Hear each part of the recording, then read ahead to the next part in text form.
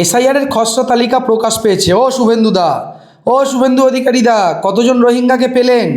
ময়ূক বিশ্বাস বাম নেতা, তিনি পোস্ট করেছেন, রেজাল্ট বেরিয়েছে, যারা ফেল করেছে তাদের মধ্যে রোহিঙ্গাদের নাম দেখা যাচ্ছে না।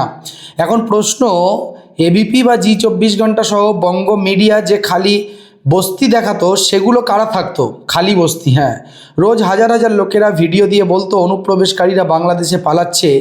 এই অনুপ্রবেশকারীরা কারা? তোলাবাজ ঘুষখোর শুভেন্দুই বা কোথায়? ওর থেকে এইবার 1 কোটি রোহিঙ্গার হিসাব নেওয়া হোক।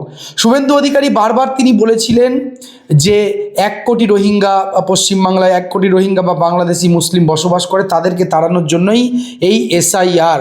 কিন্তু আপনার এলাকাতে সত্যি কি কোনো রোহিঙ্গা বাংলাদেশি মুসলমানের নাম বাদ গেছে, নাকি সনাতনী দেশপ্রেমী ধর্মনিরপেক্ষ হিন্দু মানুষজনের নাম বেশি বাদ গেছে? কমেন্ট বক্সেই অবশ্যই মতামত জানাবেন।